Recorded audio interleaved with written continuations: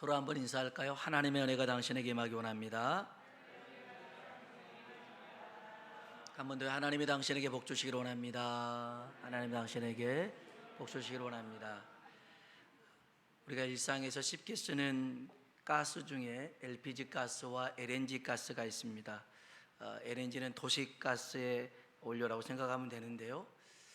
이 LNG 가스는 액화 천연가스입니다. 그러다 보니 공기보다 가벼워서요, 이게 누출이 되면 날아가 버립니다. 그래서 혹시 집안에 이 LNG가 샜다 하면 창문을 열어서 환기를 시키면 되고요. 반면 LPG 가스는 이게 액화 석유가스입니다. 그러다 보니 공기보다 무거워요. 그래서 이게 바닥으로 가라앉아서 모아져 있다가 불이나 이렇게 킬 때 발화가 돼가지고 빵 터지는 경우가 있습니다. 그러니까 가스 폭발 사고는 이 LPG 가스가 대부분인데, 이런 경우는 이렇게 출입문을 열고 환기를 시키는 게 낫습니다. 제가 며칠 전에 우리 성도님 중 한 분과 얘기를 하다가 정말 무릎을 탁 치는 일이 있었어요.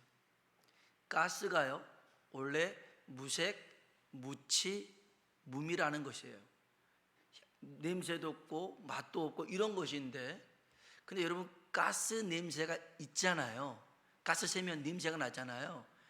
근데 원래 가스 냄새는 없는데 거기다가 뭐 황화수소 같은 거를 넣으면 썩은 달걀 냄새가 나고, 에탄티놀 같은 걸 넣으면 양파 냄새가 난다는 거예요.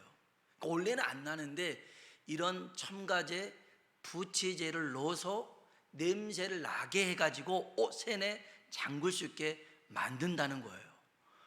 저는 그걸 듣고 되게 지혜롭다. 만일 가스 냄새가 안 난다고 생각해 보여요. 그럼 얼마나 많은 사고가 났겠어요. 그러니까 누군가가 가스 냄새가 이런 거라고 거기 첨가제를 넣었으니 많이 이렇게 사고가 줄었을 거 아니겠어요? 그러면 참 지혜롭다 생각했을 뿐만 아니라, 우리도 고린도 후서 2장에 보면 우리는 그리스도의 향기라고 얘기합니다. 우리 안에 그리스도가 있으면 향기가 나게 되어 있어요. 그 향기는 많은 사람들을 살리는 향기가 될 것이고 주 앞으로 이끄는 구원의 향기가 될 줄로 믿습니다. 오늘 예수 그리스도의 향기가 나는 우리들이 되길 주의 이름으로 축복합니다. 오늘 우리가 읽었던 이 눕기 말씀은 유대 베들레헴에 살고 있었던 한 가족 얘기입니다. 엘리멜렉과 나오미, 그의 두 아들 말론과 기론에 관한 얘기인데요. 이 베들레헴에 흉년이 들었습니다. 그래서 이들이 모압 지방으로 이민을 갑니다. 그곳으로 간 지 얼마 되지 않아서 엘리멜렉이 죽습니다. 두 아들은 모압 여인 오르바와 룻과 결혼을 하죠. 모압 땅에서 산 지 10년 만에 그 두 아들도 죽고 맙니다. 그러니까 이제 이 나오미는 세상 가운데 홀로 남겨졌어요. 남편도 죽었죠. 두 아들도 죽었죠. 그래서 사는 게 재미가 없어요. 살아가야 되는 의미도 몰라요. 그냥 아무것도 없는, 이 안에 담겨져 있다가 다 비워져 버린 그런 빈 그릇과 같은 인생이었어요. 그런데 그 인생에 하나님이 찾아오십니다. 그리고 하나님이 채워주십니다. 생각지도 않게, 상상할 수도 없는 방법으로 하나님이 채우시고 역사하십니다. 우리가 그런 은혜를, 그런 축복을 경험해야 될 건데, 거기에 가는 과정이 하나가 있습니다. 그것은 견디는 것입니다. 여러분, 견디는 것도 은혜인 줄로 믿습니다. 포기하지 않고 견뎌야 하나님의 은혜와 축복을 경험할 수가 있습니다. 지난주에 우리가 선교하고 있는 우리 인도 선교사님과 여러 목사님들을 같이 만난 적이 있는데요. 이분이 그렇게 얘기를 합니다. 이제 한국에 나왔는데 이게 인도 땅으로 쉽게 들어갈 만한 상황이 못 되는 거예요. 그래서 선교사님 힘들구나 이것만 생각했는데, 들어보니 인도 현지 교회들이 있어요. 신학교에서 현지인들을 양성을 해서 이제 파송을 했어요. 저 이슬람교가 가득한 그곳으로도 파송하고 했는데 이 현지 교회에서도 5개월 동안 종교 모임을 금지해 버렸어요. 예배를 못 드리는 거예요, 법으로. 그러다 보니 월세 걱정은 두 번째 치고 먹고 사는 것도 힘들더라는 거예요. 한 10명 이렇게 같이 예배 드리고 뭐 그렇게 넉넉하지도 않는데 먹을 것도 없어요. 그렇게 어렵게 힘들게 살아가는데 그 현지 목사님들이 그런 얘기를 한다는 거예요. 그래도 이렇게 견딜 수 있는 게 은혜입니다, 그러더라는 거예요. 견딜 수 있는 게 은혜라는 거예요. 오늘 우리들에게도 이 고난이 찾아올 때가 있어요. 시련이 찾아올 때가 있습니다. 오늘 이 본문 말씀을 통해서 우리가 어떻게 헤쳐나가야 될지를 그렇게 살지 못했던 이 나오미 가정을 통해서 살펴보려고 합니다. 먼저 지명과 인명의 뜻을 살펴보려고 합니다. 성경은 이름의 뜻에 많은 의미를 두고 있고요, 굉장히 중요시합니다. 먼저 이 나오미의 가정, 이 엘리멜렉이 살았던 동네 이름이 베들레헴이었습니다. 한번 볼까요? 1장 1절입니다. 1장 1절 같이 읽어보겠습니다. 사사들이 치리하던 때에 그 땅에 흉년이 드니라. 유다 베들레헴 한 사람이 그의 아내와 두 아들을 데리고 모압 지방에 가서 거류하였는데. 아멘. 유다 베들레헴, 베들레헴이라는 떡집, 빵집이라는 의미를 가진 작은 동네였습니다. 떡집에, 빵집에 흉년이 들었습니다. 그래서 먹을 게 없어졌습니다. 여러분, 떡집도 빵집도 흉년이 들 수가 있어요. 이 베들레헴, 유다 베들레헴은 하나님이 뭐라고 말한 동네였냐면 젖과 꿀이 흐르는 가나안 땅이었어요. 약속의 땅이었단 말이에요. 그런데 약속의 땅에도 흉년은 들 수 있을까요, 없을까요? 들 수 있더라는 거예요. 아니, 하나님이 약속했는데 어떻게 흉년이 들어요? 주님이 약속했는데. 여러분, 하나님이 뭘 약속했을 것 같아요? 네가 사는 동네는 내가 풍요롭게 건강하게 축복을 주며 내가 그곳에서 복을 줄 거야, 이런 약속하셨을까요? 물론 그런 약속도 하셨습니다. 그런데 진짜 더 큰 약속은 뭐냐면 고난이 온다 할지라도, 시련이 있다 할지라도, 문제가 있다 할지라도 내가 너와 함께 있겠다. 아멘. 이게 하나님이 우리에게 하신 약속이라는 거예요. 문제가 없게 만들겠다가 아니라 문제가 있다 치더라도 내가 너와 함께 있어서 그 문제를 해결해 주시겠다, 이렇게 약속하신 거예요. 주님이 한 번은 제자들에게 야, 바다 건너편으로 가자, 그렇게 가자고 했는데, 또 한 번은 가라고 제자들만 보냈는데 가는 길에 풍랑을 만났단 말이에요. 주님이 가라고 하시는 그 길에도 풍랑은 있을 수 있더라는 거예요. 근데 그 풍랑 만난 자리에 주님은 찾아가시고 함께 하십니다. 이게 중요한 거예요. 내가 세상 끝날까지 너와 함께 있겠다 하신 이 약속, 오늘 우리가 품고 살아가길 주의 이름으로 축복합니다. 흉년이 들었어요. 그러니 이 엘리멜렉이라는 사람이 아내와 두 아들을 데리고 모압 지방으로 이주를 합니다. 한번 볼까요? 2절입니다. 같이 한번 2절 읽어보겠습니다. 그 사람의 이름은 엘리멜렉이요, 그의 아내의 이름은 나오미요, 그의 두 아들의 이름은 말론과 기론이니 유다 베들레헴 에브라 사람들이더라. 그들이 모압 지방에 들어가서 거기 살더니. 아멘. 엘리멜렉의 뜻은요, 나의 하나님은 왕이시다라는 뜻이에요. 나의 하나님은 왕이시다. 엘리는 하나님이고 멜렉은 왕이라는 뜻이에요. 달리 말하면 나의 주인은 하나님이라는 거예요. 나의 주인이 하나님이면 흉년이 들었을 때 어떻게 해야 돼요? 하나님께 물어봐야 되잖아요. 하나님 어떻게 해야 될까요? 어디로 가야 될까요? 뭘 해야 될까요? 물어봐야 되는데 이 엘리멜렉은 하나님은 나의 왕입니다 라고 이름은 했지만 하나님 앞에 물어보질 않아요. 혼자서 선택하고 결정합니다. 그렇기 때문에 이 선택은 자신의 죽음과 무관할 수는 없어요. 그는 하나님께 기도하고 결정했어야 돼요. 그게 아니라면 최소한 영적 지도자에게 물어라도 봤어야 돼요. 1절에 보면 사사들이 치리하던 때에 그 땅에 흉년이 들었어요. 그러니까 사사들이 있었다는 거예요. 근데 그 사사들에게도 물어보지도 않았어요. 하나님이 사사들을 세우실 때가 있었어요. 성경 봐볼까요? 룻기 앞에가 사사기입니다. 룻기 앞에가 사사기인데요, 사사기 2장을 한번 보십시오. 사사기 2장 16절입니다.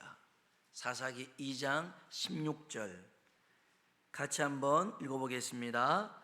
여호와께서 사사들을 세우사 노략자의 손에서 그들을 구원하게 하셨으나, 아멘. 사사들을 통해서 그들을 여러 위험한 상황에서 건져나게 하셨다는 거예요.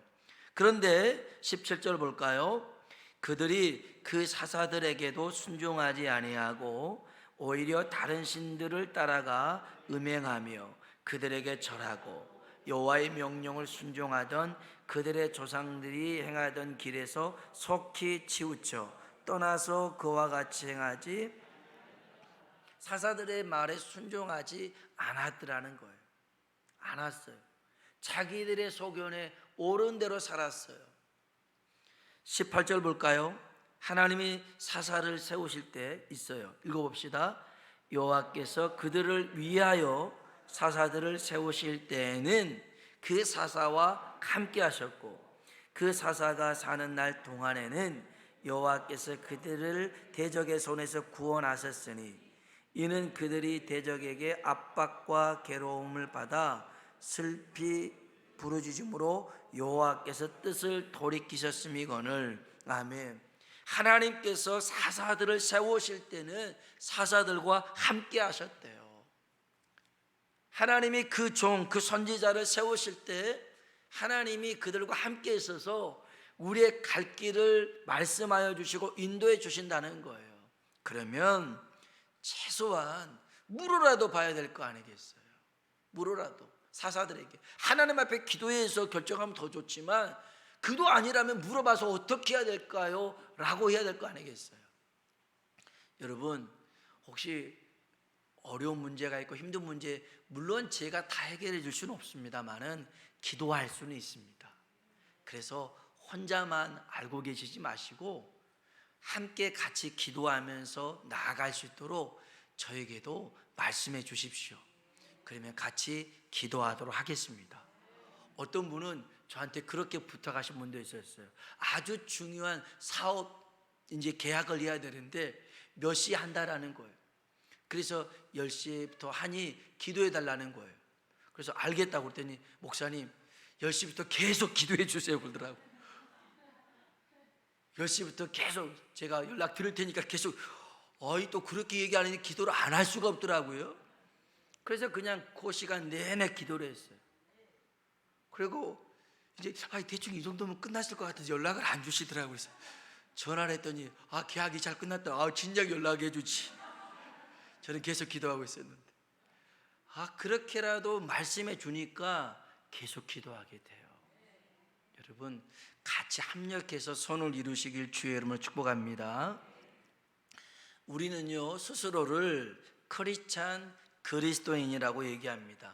일전에도 한번 말씀드렸지만 그리스도인은 그리스도 더하기 사람, 인자를 써서 그리스도의 사람이라는 뜻입니다. 우리는 예수님의 사람입니다. 그리고 이 인자를 영어로 IN을 앞에 두고 in Christ에서 예수님 안에 있는 사람을 그리스도인이라고 합니다. 그럼 이런 사람의 특징이 뭐예요? 선택과 결정의 주도권을 주님께 두는 사람입니다.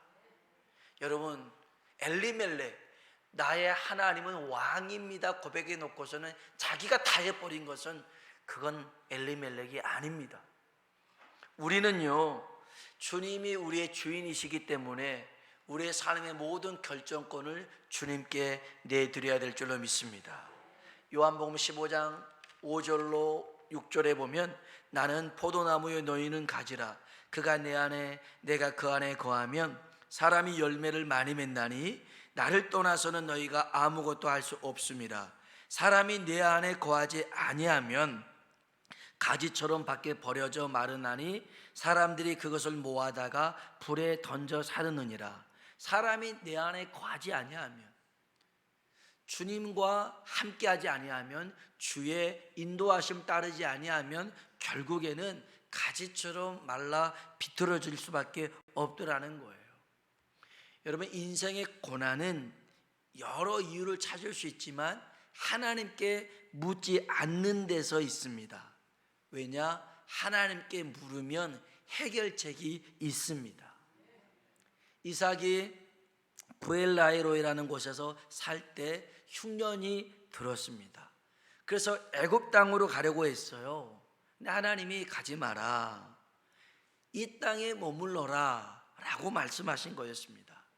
아이고, 안 돼요 하나님, 흉년 들어서 큰일 나요. 저 나일강, 이집트에 있는 나일강은 어떤 일이 있어도 마르지 않으니까 그 땅으로 가겠습니다. 그랬으면 어쩔 수 없죠. 그런데 이삭은 하나님 말씀에 순종해서 그 땅에 머물러요. 창세기 26장 11절 13절로 보니까 한번 따라해 봅시다. 이삭이 그 땅에서 농사하여, 아멘. 그 땅에서 뭐 했다고요? 농사했습니다. 가뭄든 땅, 흉년의 땅에서 농사지었습니다. 얼마나 힘들었겠어요.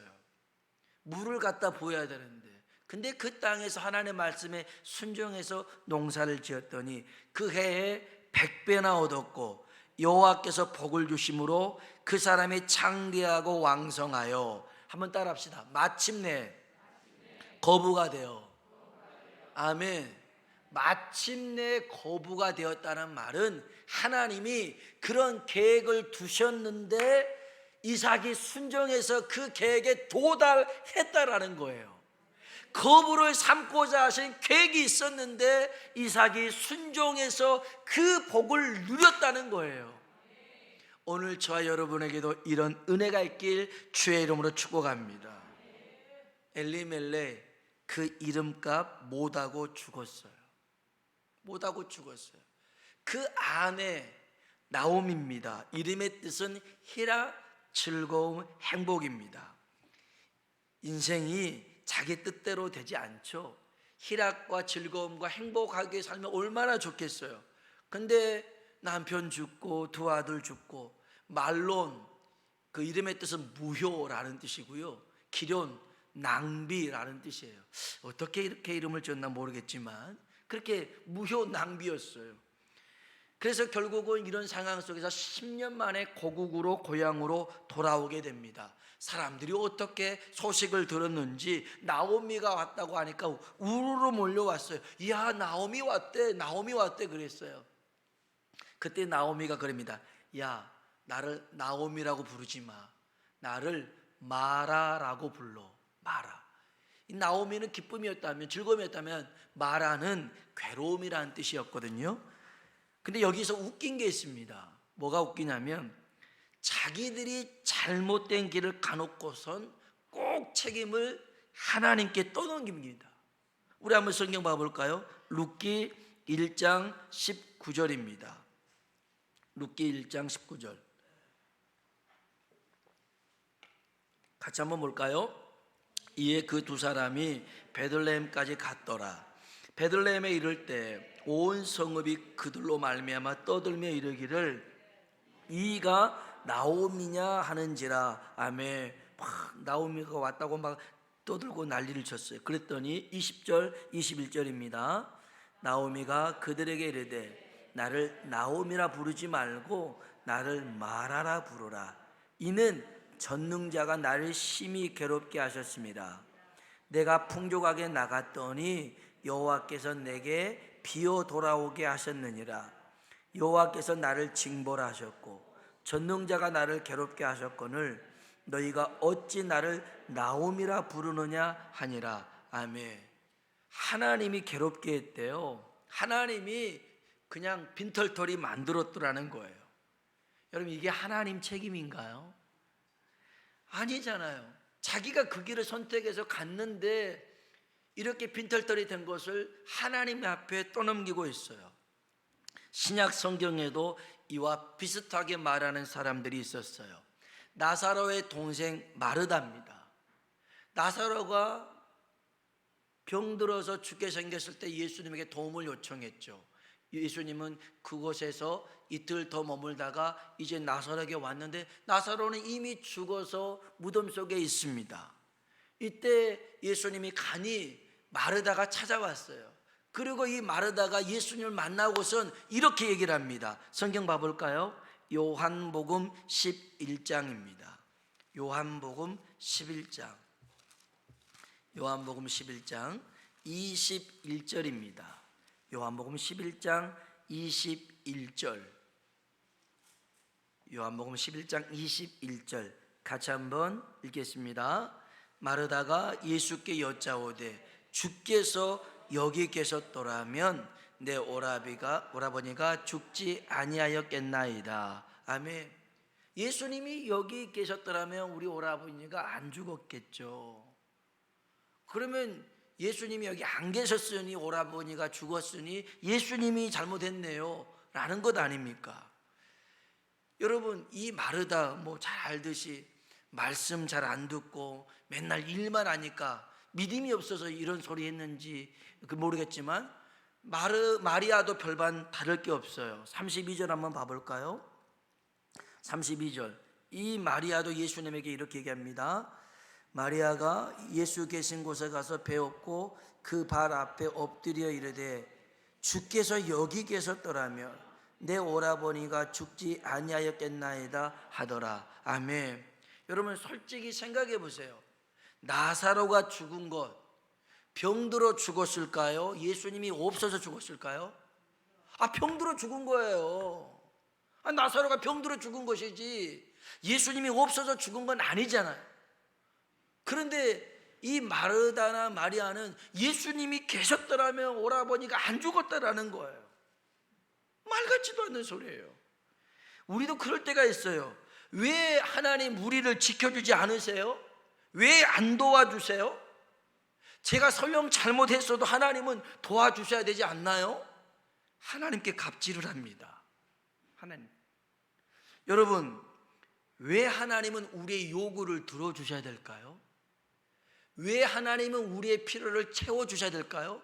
사랑하니까 그렇게 해주셔야죠. 그럼 반문해 보겠습니다. 여러분, 하나님 안 사랑하십니까? 그러면 왜 하나님의 요구는 안 들어주십니까? 왜 하나님의 필요는 여러분 침묵하고 계십니까? 정말 우리는 이기주의로 산 모습들이 있어요. 여러분, 하나님은 우리의 믿음과 상관없이 하나님은 하나님이신 줄로 믿습니다. 내가 믿어주니까 하나님이 되고 내가 믿어주지 않으면 하나님이 안 되는 그런 분은 아니라는 거예요. 아닙니다. 해가 보기 싫다고 눈을 감는다고 해서 해가 없어지는 것은 아닙니다. 아니에요. 하나님은 하나님 그대로 하나님이신 줄로 믿습니다. 솔직히 그 하나님이 우리 인생을 책임질 필요가 없습니다. 여러분, 누군가를 돌보고 책임진다고 하는 것은 무척 귀찮고 힘든 일입니다. 어려운 일입니다. 그런데 하나님께서 이 일을 자원해서 즐거움으로 하신다고 말씀하고 있습니다. 우리 한번 성경 더 찾아볼까요? 시편 121편입니다. 시편 121편입니다. 시편 121편 1절 2절에 있는 말씀을 읽어보겠습니다. 시편 121편 1절 2절입니다. 읽어볼까요? 내가 산을 향하여 눈을 들리라. 나의 도움이 어디서 올까? 나의 도움은 천지를 지으신 여호와에게서로다. 아멘. 내가 산을 향하여 눈을 들려. 산은 문제입니다. 태산은 큰 문제입니다. 내 앞에 있는 이 문제를 향해서 눈을 들어보는데, 야, 어디서 도움이 올까? 그랬던데 천지를 지은 하나님에게서 도움이 온다라는 것입니다. 그 하나님 어떤 하나님이죠? 3절로 8절 말씀 천천히 한번 읽어봅시다. 여호와께서 너를 실족하지 아니하게 하시며 너를 지키시는 이가 졸지 아니하시리로다. 이스라엘을 지키시는 이는 아니하시고 주무시지도 아니하시리로다. 여호와는 너를 지키시는 이시라. 여호와께서 내 오른쪽에서 내 그늘이 되시나니 낮에 해가 너를 상하게 하지 아니하며 밤의 달도 너를 해치지 아니하리로다. 여호와께서 너를 지켜 모든 한날을 면하게 하시며 또 내 영혼을 지키시리로다. 여호와께서 너의 출입을 지금부터 영원까지 지키시리로다. 아멘. 아멘. 하나님이 이렇게 우리의 삶을 지키고 돌보겠노라고 약속하십니다. 여러분, 이것은 결코 당연한 일은 아닙니다. 그런데 하나님이 이렇게 해 주시겠더라는 겁니다. 스바냐 3장 17절에 너희 하나님 여호와가 너희 가운데 계시니 그는 구원을 베푸실 전능자이시라. 그가 너로 말미암아 기쁨을 이기지 못하시며 너를 잠잠히 사랑하시며 너로 말미암아 즐거이 부르며 기뻐하시리라. 아멘. 하나님이 우리를 기뻐하신다는 겁니다. 우리를 사랑하는데 가슴 벅차하신다는 것입니다. 왜요? 우리가 무엇을 했기 때문에요? 아니요, 무엇을 했기 때문이 아닙니다. 이것을 한마디로 말하면 은혜라는 것입니다. 자격이 없는 자에게 거저 주시는 은혜, 그 은혜로 우리가 이렇게 살아가고 있음을 믿으시길 바랍니다. 아까 불렀던 찬양에도 있잖아요. 주께서 주신 모든 은혜 나는 말할 수 없네. 내 영혼 즐거이 주 따르렵니다. 주께 내 삶 드립니다. 아멘. 주께서 주신 모든 은혜 우리는 말할 수가 없습니다. 이 나오미는 전능자가 날 괴롭혔습니다 라고 얘기했지만 하나님은 그런 나오미를 품에 품으시고 은혜를 베푸십니다. 그 은혜를 베푸시는 과정을 우리 한 번만 살펴보고 말씀 마치겠습니다. 우리 본문 말씀 다시 보실까요? 룻기입니다. 1장 6절. 룻기 1장 6절 같이 한번 6절 말씀 읽어보겠습니다. 그 여인이 모압 지방에서 여호와께서 자기 백성을 돌보시사 그들에게 양식을 주셨다함을 듣고 모압 지방에서 돌아오려 하여. 아멘. 여호와께서 자기 백성을 돌보사 양식을 주셨대요. 근데 이 양식을 주신 때가 언제인 줄 압니까? 22절 볼까요? 1장 22절입니다. 나오미가 모압 지방에서 그의 며느리 모압 여인 룻과 함께 돌아왔는데 그들이 보리 추수 시작할 때 베들레헴에 이르렀더라. 아멘. 보리 추수 시기에 그래서 굶주리지 않게끔 하셨더라는 겁니다. 여러분, 왜 하나님께서 천지를 창조하셨을 때 여섯째 날에 사람 만드신 줄 아십니까? 첫째 날, 둘째 날, 셋째 날에 만들었으면 사람 못 삽니다. 근데 하나님이 다 만들어 놓고 난 다음에 여섯째 날 사람 만들어서 살게 하셨어요.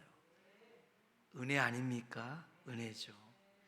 이렇게 룻과 함께 돌아왔을 때 룻이 어머니 저 밭에 가서 일 좀 할게요. 그래서 그래도 먹어야 살지 않겠습니까? 하고 밭에 일 나갑니다. 한번 볼까요?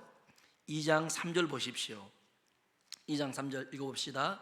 룻이 가서 베는 자를 따라 밭에서 이삭을 줍는데 우연히 엘리멜렉의 친족 보아스에게 속한 밭에 이르렀더라. 룻이 우연히 보아스의 밭에서 일하게 되었어요. 그런데 하나님은 우연이 없어요. 우리에게는 우연일지 모르지만 하나님에게는 계획인 줄로 믿습니다. 4절 보십시오. 4절 읽어봅시다. 마침 보아스가 베들레헴에서부터 와서 베는 자들에게 이르되 여호와께서 너희와 함께 하시기를 원하노라 하니 그들이 대답하되 복 주시기를 원하나이다 하니라. 아멘. 우리는 우연일지 모릅니다. 그러나 하나님은 마침입니다. 그건 하나님의 계획이었습니다. 그 계획 속에 움직여진 시간. 그래서 결국 하나님이 이 나오미를 회복시켜 주시고 그 은혜로 채워주십니다. 그 축복을 누리게 하십니다. 우리 마지막으로 성경 한 구절 봅시다. 4장 13절로 15절. 이 룻이 보아스를 통해서 아이를 낳았습니다. 아이를 낳으니까 사람들이 이 아이를 보고선 이렇게 축복해 줍니다. 13절로 15절 읽어봅시다. 이에 보아스가 룻을 맞이하여 아내로 삼고 그에게 들어갔더니 여호와께서 그에게 임신하게 하심으로 그가 아들을 낳은지라. 여인들이 나오미에게 이르되 찬송할지로다. 기업 물을 자가 없게 하지 아니하셨도다. 이 아이의 이름이 이스라엘 중에 유명하게 되기를 원하노라. 이는 내 생명의 회복자이며 내 노년의 봉양자라. 곧 너를 사랑하며 7 아들보다 귀한 내 며느리가 낳은 자로다 하니라. 아멘. 이 아들이 오벳이고 오벳이 이새를 낳고 이새가 다윗을 낳아. 이렇게 예수님의 그 약속의 계보에 오른 여인이 룻이 됩니다. 그 과정 속에 나오미도 있었죠. 여러분, 오늘 우리 인생도 하나님 안에 있으면 빈 그릇처럼 보이지만 하나님께서 은혜로 채우시고 축복으로 채우실 줄로 믿습니다. 내 삶의 주인을 주님으로 고백하며 매 순간마다 인도하시는 주의 음성 따라 살아가는 우리 모두 되길 주의 이름으로 축복합니다. 기도하겠습니다.